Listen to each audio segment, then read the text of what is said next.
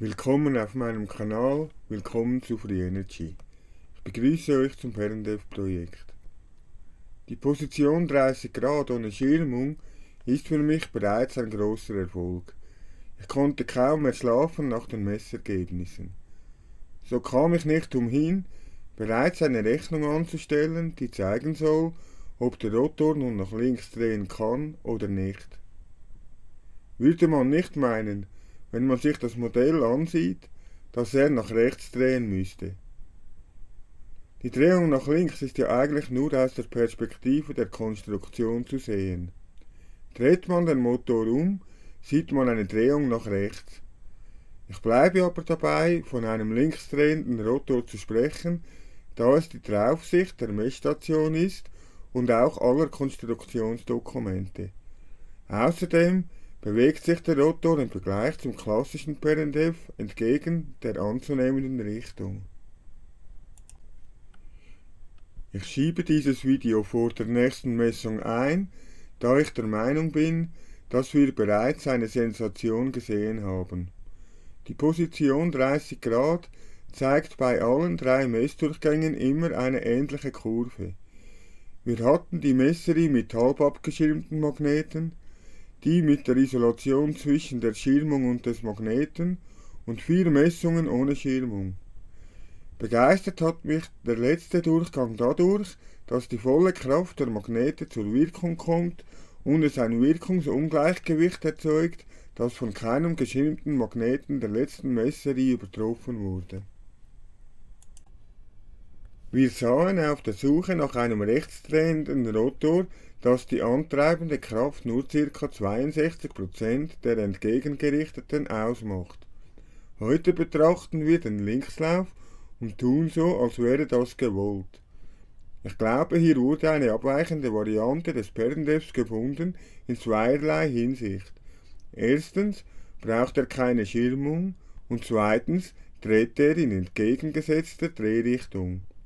Wenn er funktioniert, und davon gehe ich aus, können wir ihm einen Namen geben, sobald der erste Prototyp läuft. Ihr könnt euch, so denke ich, schon mal darüber Gedanken machen und Vorschläge mir zukommen lassen. Bis dahin nenne ich ihn einfach den freien Perendev. Nun werde ich euch zeigen, wie ich darauf gekommen bin, welche Erkenntnisse daraus gewonnen wurden, auf was man achten muss und wie man mit einfachen Mitteln herausfinden kann, in welchem Bereich der eigene Motor funktionieren wird. Im Endeffekt, so vermute ich, wird es einen kleinen Bereich geben, in dem eigentlich alle Stabmagnete funktionieren werden. Es stehen jedoch noch einige Messerien aus, die eventuell noch bessere Ergebnisse zum echten Perendev zeigen können. Doch das Grundverständnis, das ich euch heute zeige, wird bei allen anderen Positionen dasselbe sein. Legen wir also los. Haltet euch fest. Wer das letzte Video zur Messung noch nicht gesehen hat, sollte dies jetzt als erstes nachholen. Darin werden einige Erklärungen gemacht, die ich heute nicht wiederholen werde.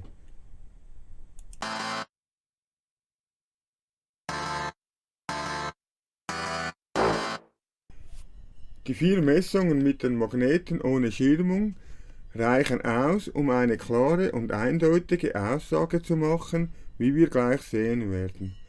Da hätten auch 10 Messungen kein anderes Ergebnis gezeigt. Ich habe, um etwas schönere Kurven zu erhalten, selber etwas Hand angelegt und die Messergebnisse auf den Winkel 70,3 Grad genormt. Dies wäre über 10 Messungen sowieso in etwa dort geschehen. In diesem Diagramm sehen wir die 4 Messdurchgänge dargestellt, jeweils erkennbar am hintersten Index. Zum Beispiel Messdurchgang 1 mit den Zellen 1, 1 und 2, 1, Messdurchgang 2 mit den Zellen 1, 2 und 2, 2 und so weiter. Wir erkennen, dass die beiden rechtsdrehenden Messungen 1 und 2 beinahe identisch sind, ebenso die beiden linksdrehenden 3 und 4. Deshalb meine ich, hätten auch 10 Messungen keinen Unterschied gemacht. Ich werde nochmals auf dieses Diagramm zurückkommen, denn darin ist noch eine sehr wichtige Erkenntnis versteckt. Die Auswertung folgt nach den bekannten Regeln. Die Messergebnisse werden aufaddiert und anschließend wird der Mittelwert gebildet. So erhalten wir das Diagramm der Auswertung und den daraus folgenden Ergebnissen. Heute schauen wir uns also den linksdrehenden Motor an. Die entgegengerichteten Kräfte sind rot und die antreibenden Kräfte grün dargestellt. Aus dem Flächenverhältnis lässt sich erkennen, dass die antreibenden Kräfte 63% überwiegen. Anhand der Aufnahmen der Messstation mit den Magneten ohne Schirmung können wir dieses Ungleichgewicht ebenfalls erkennen. Wenn ich die Messung rechtsdrehend laufen lasse, schwappt der Rotor beim Kipppunkt über, aber niemals im selben Maße, wie wenn ich die Messung rechtsdrehend mache.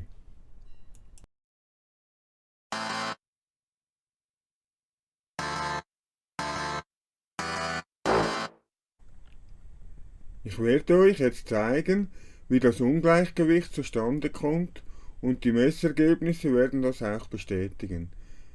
Ich nenne es den Schwebebereich mit seinem enthaltenen Kipppunkt. Würde man zwei Magnete im 90-Grad-Winkel aufeinander halten, wäre der Schwebebereich und der Kipppunkt genau in der Mitte. Bei einer Rotation verhält es sich jedoch ein klein wenig anders. Der Schwebebereich verschiebt sich leicht auf die eine oder andere Richtung, je nach Position, wo sich die Magnete gegenüberstehen. Beim Kipppunkt wirken weder Kräfte nach links noch nach rechts, da der Magnet sich nicht entscheiden kann, auf welche Seite er nun gehen soll. Die Wegezellen zeichnen dies ebenfalls auf. Schauen wir mal die Ergebnisse an. In den ersten beiden rechtsdrehenden Messdurchläufen zeichnet die Zelle 1 deutlich auf, wie der Magnet langsam in den Schwebebereich fährt und dabei die aufgezeichneten Kräfte gegen Null gehen. Nach dem Kipppunkt schwappt der Magnet über auf die andere Seite. Doch selbst da zeichnet die Wegezelle noch auf, dass die Kräfte sich erst am Aufbauen sind. Bei der linksdrehenden Messung 3 und 4 ist dasselbe Resultat zu sehen.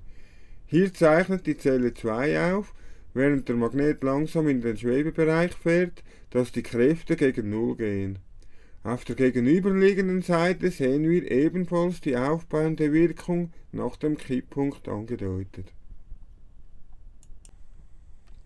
Durch die Lage der Magnete an der Position 30 Grad kann der Magnet sich auf seiner Kreisbahn von links her leichter in den Schwebebereich einfahren. Der Abstand zum Statormagneten wird allmählich verringert, bis er den bei der Einfahrt kleinsten Abstand beim Kipppunkt erreicht. Beim Verlassen des Kipppunktes kommen sich die Magnete bzw. ihre Wirkungsfelder jedoch noch etwas näher und bedingt durch den jetzigen Antriebswinkel wird eine höhere Kraft auf den Rotor übertragen.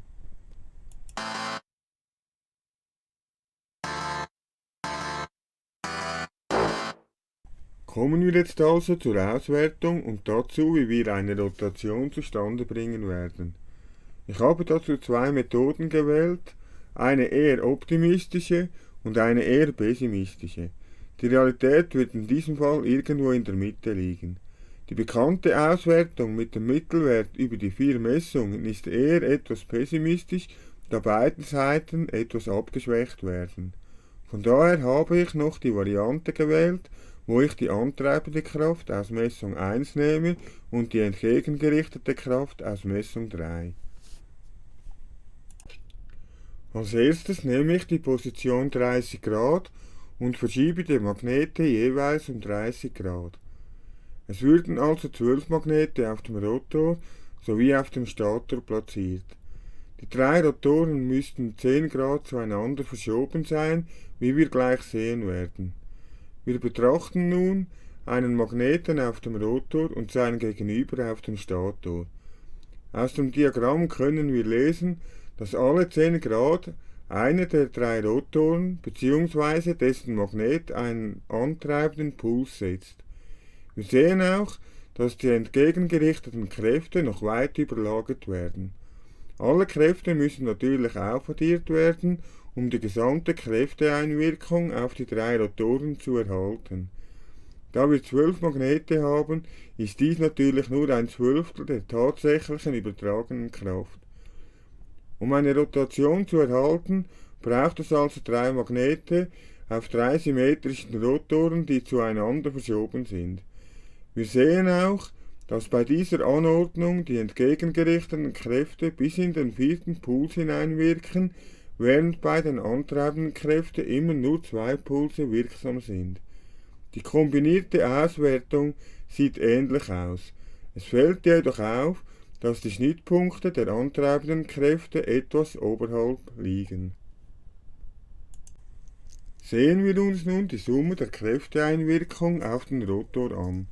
Es fällt sofort auf, dass es Momente gibt, bei denen die entgegengerichteten Kräfte überwiegen. Hier mit den Kreisen rot markiert. Dies widerspiegelt sich auch in der Kräftebilanz mit den negativen Ausschlägen. Das heißt also, der Rotor bekommt in regelmäßigen Abständen einen deutlich entgegengerichteten Puls. Dieser überwiegt zwar nicht und eine Rotation müsste trotzdem möglich sein. Jedoch wäre es schöner, wenn sie ganz aus der Bilanz verschwinden würden. Bei der optimistischen Variante sieht es ähnlich aus. Die entgegengerichteten Pulse sind jedoch deutlich kleiner. Das zeigt sich auch in der Kräftebilanz. Schauen wir uns die beiden Varianten mit Zahlen im Vergleich an. Es zeigt sich, dass dieser kleine Unterschied im Kräfteungleichgewicht einen riesigen Unterschied macht. So sehen wir in der Auswertungsvariante ein Ungleichgewicht von 766% und bei der kombinierten Variante sind dies 1730%. Das ist schon deutlich.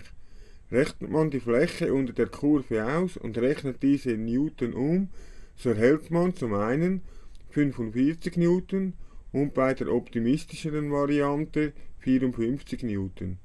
Ich wählte bei diesem theoretischen Modell einen Radius des Rotors von 0,1 Meter. Rechnet man nun das Drehmoment über diesen Radius aus, erhält man über 12 Magnete, die auf dem Rotor bei 30 Grad Verschiebung Platz hätten, 54 Newtonmeter bzw. 65 Newtonmeter, die vom Rotor in der Summe auf die Welle übertragen wird. Für alle, die mit dieser Zahl nichts anfangen können, bringe ich ein Beispiel. 65 Newtonmeter kann man sich in etwa so vorstellen. Ihr haltet einen Stab mit 1 Meter Länge, an dessen Ende ein Gewicht von 6,5 Kilogramm hängt, waagerecht in eurer Hand. So könnt ihr euch in etwa vorstellen, was für eine Kraft daraus resultiert. Das ist schon ordentlich, meine ich. Schauen wir also, ob wir diese störenden negativen Pulse aus der Kräftebilanz rauskriegen. Bei der Konstruktion meines theoretischen Prototyps wählte ich eine Rotorverschiebung von 6 Grad. Daraus resultiert eine Verschiebung der Magnete um 18 Grad. Somit finden 20 Magnete auf dem Rotor bzw. Stator Platz. Sehen wir uns also an, was das für eine Auswirkung auf die Kräfte hat. Ich beginne mit der Auswertungsvariante und anschließend folgt die kombinierte Variante.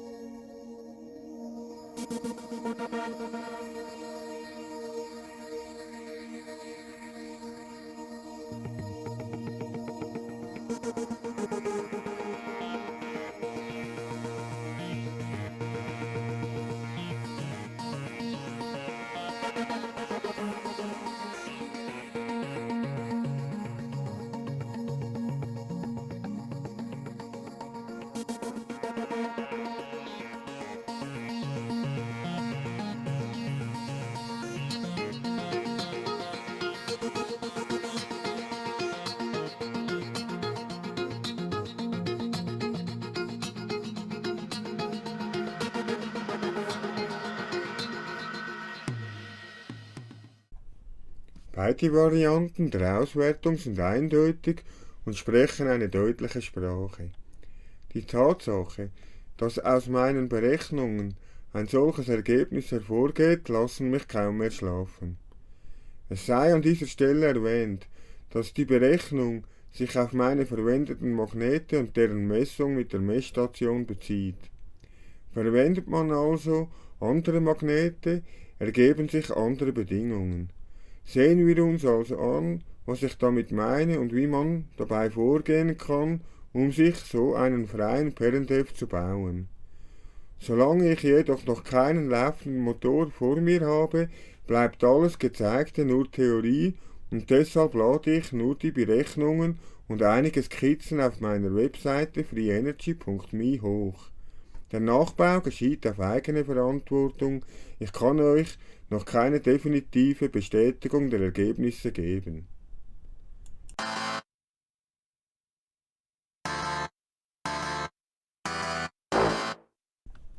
Es liegt auf der Hand, dass stärkere Magnete ein größeres Wirkungsfeld aufweisen.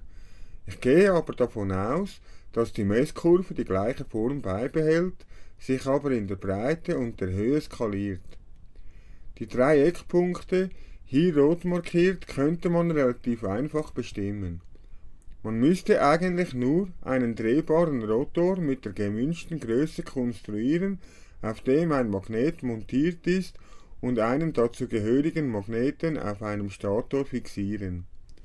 Jetzt dreht man den Rotor mit der Hand von rechts auf den Stator zu und markiert die Stelle, wo er das erste Mal auf Widerstand stößt.